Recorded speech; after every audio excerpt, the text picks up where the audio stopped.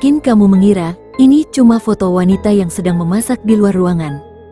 Tapi, bagaimana jika aku mengatakan wanita ini adalah orang yang spesial? Terlebih apa yang terdapat di dalam panci besar itu? Bayangkan, seorang wanita tua yang ramah. Wajahnya penuh senyum, tangan lembutnya menyentuh bahumu. Namun, di balik itu semua, ia menyimpan rahasia mengerikan. Sebuah rahasia yang melibatkan darah, daging, dan kengerian yang sulit dipercaya. Leonarda Cianciulli, seorang wanita Italia yang bukan hanya membunuh, tapi juga mengolah mayat korbannya menjadi sesuatu yang tak akan pernah kamu duga. Leonarda lahir pada tahun 1894 di Montella, Italia. Ia lahir hasil dari pemerkosaan. Ibunya yang bernama Emilia kemudian dipaksa untuk menikahi si pemerkosa, Mariano Cianciulli, karena kabar kehamilannya sudah didengar banyak orang. Keluarga Cianciulli tersebut hidup dalam kondisi ekonomi yang mengenaskan. Hingga akhirnya, ayah Leonarda meninggal dunia, dan tak selang lama ibunya menikah lagi. Namun, hal itu tidak membuat kondisi keuangannya membaik. Sejak kecil, hidup Leonarda tak pernah bahagia. Ia tumbuh dalam tekanan dan siksaan. Ibunya membencinya, menyalahkan Leonarda atas hidupnya yang penuh penderitaan. Leonarda hidup dalam ketakutan dan kehancuran. Hingga akhirnya, ia mencoba mengakhiri hidupnya sendiri 2 kali. Namun, takdir berkata lain. Leonarda tetap hidup, dan semakin lama, pikirannya semakin terdistorsi. Ketika dewasa, ibunya memaksa Leonarda untuk menikah dengan pria yang kaya. Namun, Leonarda menentang dan memilih menikah dengan Rafael Pansardi yang usianya jauh lebih tua dari Leonarda. Konon, karena tak direstui, ibunya mengutuknya. Dan Leonarda percaya bahwa kutukan itu nyata. Selama menjalani rumah tangga dengan Pansardi, ia merasa sengsara. Apalagi penghasilan suaminya yang tidak mencukupi. Hingga akhirnya, mereka pun pindah ke kota Lauria pada 1921. Saat itu, Leonarda ikut bekerja untuk memenuhi kebutuhan. Namun, kehidupannya menjadi suram setelah Leonarda masuk penjara karena kasus penipuan. Setelah bebas dari penjara, Leonarda dan suaminya memutuskan untuk pindah ke Lakedonia, Avellino, Italia. Lagi-lagi nasib sial dialaminya. Rumahnya hancur tak tersisa karena gempa bumi yang melanda pada 1930. Kemudian mereka pindah lagi ke kota Correggio. Di sana, kehidupan mereka mulai membaik, bahkan Leonarda memulai membuka sebuah toko sabun. Nah, selama pernikahannya dengan Pansardi, ia telah mengalami 17 kehamilan.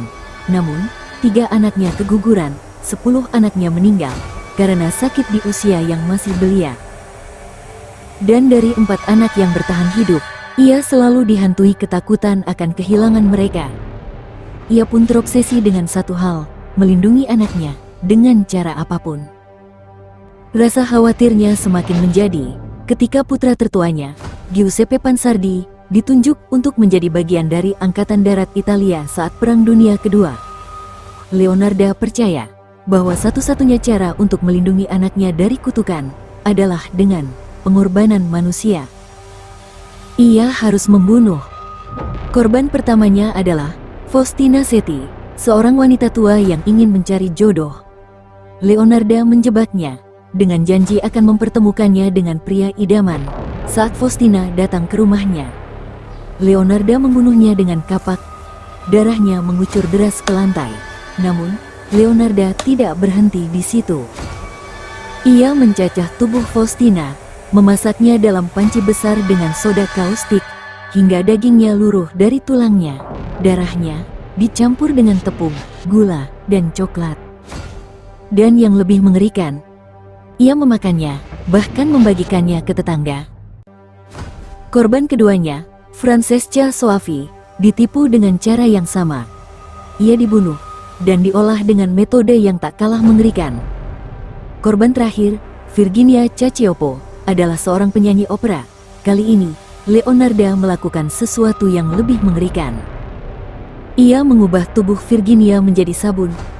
Ia mencampur lemak tubuh korbannya dengan cairan alkali, dan hasilnya, sabun yang lembut dan harum.